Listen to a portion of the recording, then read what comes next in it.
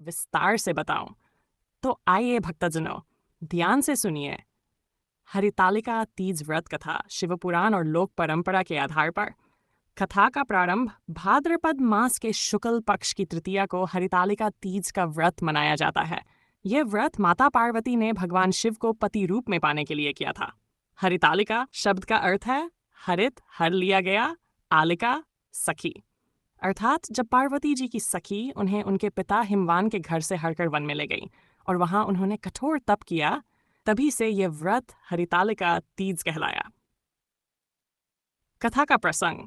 एक बार हिमवान ने अपनी पुत्री पार्वती का विवाह भगवान विष्णु से करने का संकल्प कर लिया, लेकिन पार्वती जी तो बचपन से ही भगवान शिव को अपने पति रूप में चाहती थीं।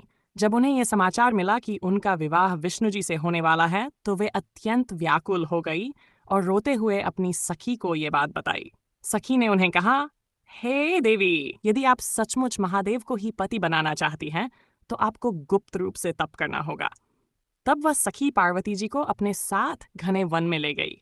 वहीं पार्वती जी ने रेत की वेदी बनाकर भगवान शिव की प्रतिमा स्थापित की और कठोर व्रत धारण किया।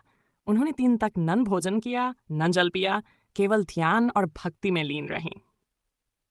भगवान शिव का प्रकट होना। भक्तों, जब शिवजी ने यह कठोर तप देखा तो वे प्रकट हुए और बोले, हे पार्वती, तुम्हारी ये कठोर साधना और अटूट भक्ति देखकर मैं प्रसन्न हूँ। तुम्हें वचन देता हूँ कि मैं तुम्हें अपनी अर्धांगिनी बनाऊंगा। तब हिमवान भी वहां पहुंचे और उन्होंने पार्वती के तप का महत्व समझा। उन्होंने स्वयं भगवान शिव से उनकी पुत्री के विवाह का अनुरोध किया।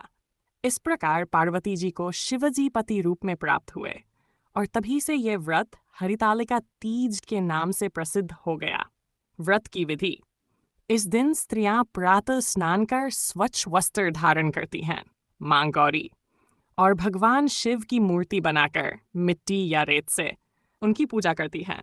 16 श्रृंगार से देवी का श्रृंगार कर सुहाग की वस्तुएं अर्पित करती हैं।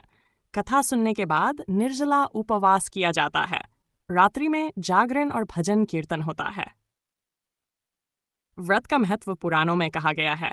जो स्त्री यह व्रत करती है उसे अखंड सौभाग्य और पति का दीर्घायु जीवन मिलता है। अविवाहित कन्याएं यह व्रत करती हैं तो उन्हें उत्तम पति की प्राप्ति होती है। माता पार्वती की कृपा और भगवान शिव का आशीर्वाद सदैव बना रहता है। फल। इस व्रत का पुण्य मनुष्य को जन्म जन्मांतर तक सौभाग्यशाली बनाता है। पारिवारिक सुख शांति मिलती है। अंततः शिव पार्वती की कृपा से मोक्ष की प्राप्ति होती है। समापन इस प्रकार। भक्तों, हरितालिका तीज व्रत की कथा हमें यह सिखाती है कि सच्ची श्रद्धा, अटूट विश्वास और कठोर तप से भगवान अवश्य प्रसन्न होते हैं। जैसे माता पार्वती ने शिवजी को पाया, वैसे ही स्त्री इस व्रत से अखंड सौभाग्य प्राप्त करती है। यही है